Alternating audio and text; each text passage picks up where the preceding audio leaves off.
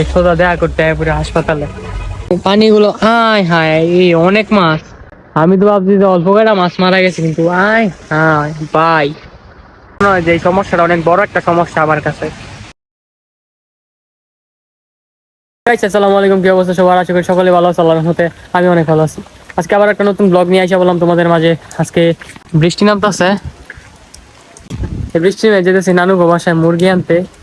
আরো টুকটাক কাজ আছে, চলো শেয়ার করি তোমাদের মাঝে, দেখতে থাকো। বৃষ্টির মধ্যে গাড়ির জন্য দাঁড়া থাকতে, রিক্সার মাঝে, রিক্সার গাড়ির পুরো সিটে ভিজা, আমার উপরে বয়ে যাইতে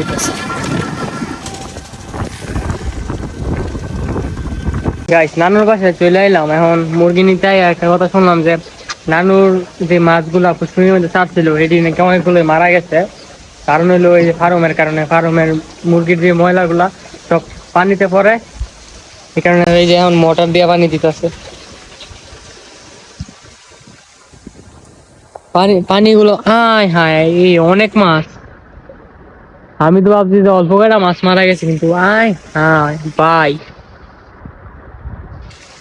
সব মাছই মারা গেছে। ওই যে কোনা দিয়া কয়টা দেওয়া যাইতেছে, অনেকটি মাছ মারা গেছে। কিন্তু এটি মারা যাওয়ার মূল কারণই হইতেছে এই যে ময়লা যেগুলা না, এটার মধ্যে মুরগির যে ময়লাগুলো আছে সবগুলা পরে এলো পানি, এখন পানি কালো হয়ে গেছে। তারপর আবার অনেকগুলা মাছ মারা গেছে, অনেক টাকাই লস হয়েছে। এই কারণে নানু ঘরের মোটর দিয়া পানি দিতেছে। পানি কিন্তু মোটামুটি পুকুরের মধ্যে আছে, অনেক অনেক পানি আছে এই জায়গার মধ্যে কতগুলা। তারপরে আবার হেদিক দিয়ে পুরোটা বুঝকুনি সাইড দিয়ে ভরা, হ্যান্ড দিয়ে ভরা, ওই যে হেদিক দিয়ে কয়টা আছে। লস হয়ে গেল ভাই। ব্যবসা এমনই ভাই, ব্যবসার মধ্যে কোন সময় লস হয়, কোন সময় কি হয় করা যায় না। আমার এই ফার্মের মধ্যেও একবার একবার না দুই তিনবারই লস হয়েছিল।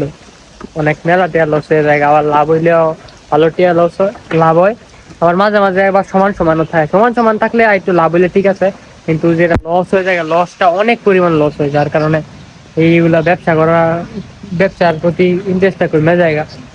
এখন যাই আবার রিক্সা নিয়ে পাশে দিতে হইব। চলো, বৃষ্টি পড়তেছে, বৃষ্টির মধ্যে ভিজতেছি, ভিডিও করতেছি। তো তোমার লাগে যদি ভালো লাগে অবশ্যই লাইক কমেন্ট করে আমার পাশে থাকবা। আর ভাই ভিডিও করার ইচ্ছাটা কমে গেছে আগের থেকে অনেক, কারণ কি জানো, আমার পেজের মনিটাইজটা গেছে। একটা ভিডিও আমার কিছুদিন আগে আমি রেগুলার ভিডিও দিতাম, তখন আমার ভিডিও ভাইরাল হইতো অনেক। তো ভাইরাল হইতে হইতে একটা ভিডিওর মধ্যে কপিরাইট দিয়া ডাইরেক্ট মনিটাইজেশনটা নিচে গা। এটার পর ভাই ভিডিও একদম কম, মনে হয় 3টা ভিডিও দিতে এই কয়দিনে। তো যদি তোমরা আবার ফেরত আইনা দিতে পারো মনিটাইজেশন, আবার ভিডিও হইব।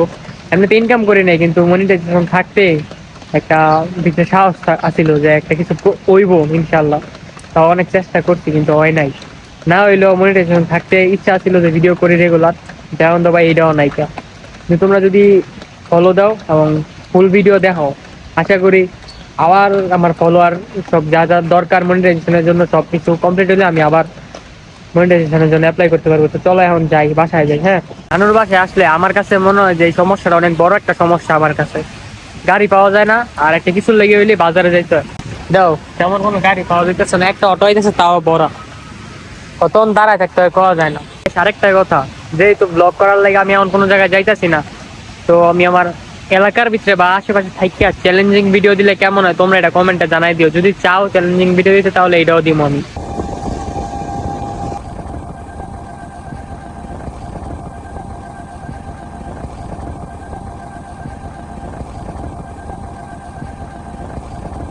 আমার এই শুটের এই ভিডিও ক্লিপটার আগে তোমরা যেই টাইমলেস ভিডিওটা দেখছো কইরার থেকে আড়াই দাঁড়াইছি, এই ভিডিওটা প্রায় 7-8 মিনিটের ভিডিও, কিন্তু এটা রেকর্ড হয়েছে মাত্র 18 সেকেন্ড। আমি ভাই পুরো অবাক, এত আমি রাস্তা আইলাম মাত্র 18 সেকেন্ড, কিন্তু ভিডিওটা সুন্দর হয়েছে।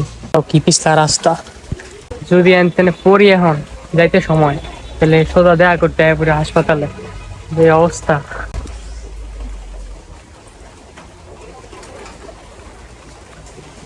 ব্লগটা একটু বড় হইতো যদি আমি বাজারে যেতাম, কিন্তু বাজারের কাজটা আমি তো রাস্তার থেকেই শেষ করে দিচ্ছি। এখন যাই, আইসা পড়ছি বাসায়। কেমন লাগলো ব্লগটা অবশ্যই কমেন্টে জানাইবা। আজকের ব্লগটা এই পর্যন্তই, দেখা হবে পরবর্তী আরেকটা ব্লগে। চ্যানেলটা সাবস্ক্রাইব করে দিও। দেখা হবে নতুন ব্লগে। আল্লাহ হাফেজ।